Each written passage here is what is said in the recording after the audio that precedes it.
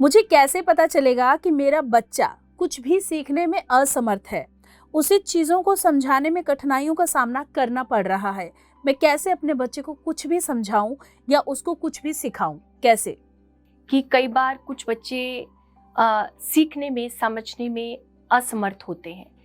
अगर हम कहें तो सभी बच्चों का जो दिमागी स्तर है वो सिमिलर नहीं होता। कुछ बच्चे जो होते हैं वो फास्ट होते हैं, थोड़े कुछ बच्चे जो होते हैं वो स्लो भी लर्न करते हैं चीज़ों को। तो इसमें मैं पेरेंट्स को ये कहना चाहूँगी कि उनको चिंता करने की ज़रूरत नहीं है। देखिए, हमारे हाथों की पांचों उंगलियां जैसे एक आकार की नहीं है ना, तो वो भिन्न भिन्न प्रकार की हैं, लेकिन हाथ जो है वो हमारे लिए इम्पॉर्टेंट है।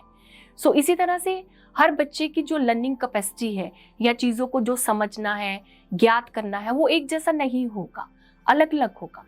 तो इसलिए सबसे पहले पेरेंट्स को अपनी पेशेंस जो है उसे खोना नहीं है। बच्चों को जन्म देना, बच्चों को पालना, इसका अर्थ ही यही है पेशेंस रखना। तो बच्चों में अगर पेशेंस होगी, हमारे अंदर अगर पहले पेशेंस होगी, तो बच्चों में ऑटोमेटिकली हम उन चीज़ों को डेवलप कर सकेंगे जो बच्चे डेवलप नहीं कर पा रहे। जैसे कि अभी आपने बात की चीज़ों को समझने की। कई बार ये होता है कि बच्चों को हमें चीज़ें रिपीट करनी पड़ती हैं, बतानी पड़ती हैं। तो ऐसी स्थिति में सबसे पहले हमें इरिटेट नहीं होना, और इरिटेशन से बचने के लिए क्या है कि हम मेडिटेट करें, खुद भी मेडिटेट करें और बच्चों को भी ध्यान करवाएं। सो इसके लिए एक बड़ी अच्छी टेक्निक है जिसको कि मैंने अपनी बेटी के साथ जो अपनाया, कि पढ़ने से पहले ध्यान करना। अपने बच्चे के आप हाथों को पकड़कर, अगर आपका बच्चा छोटा है तो आप उनके दोनों हाथों को अपने दोनों हाथों में लेकर उनके साथ कुछ मिनटों का ध्यान करें, जैसे 2-3 मिनट्स के लिए ही। उससे क्या होगा, आपके बच्चे की ऊर्जा और आपकी ऊर्जा एक हो जाएगी, जिससे क्या है कि एक प्रेम का संबंध आप दोनों के अंदर क्या होगा, एक जन्म लेगा, एक बिल्ट होगा आपके अंदर एक अच्छा प्रेम का संबंध, और बच्चा आपकी बात को अच्छे से समझेगा।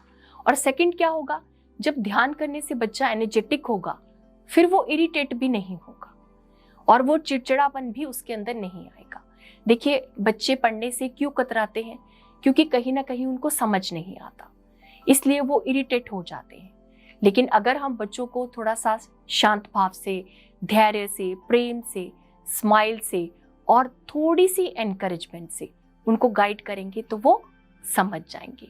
देखिए, बच्चे हर चीज़ करते हैं समय से।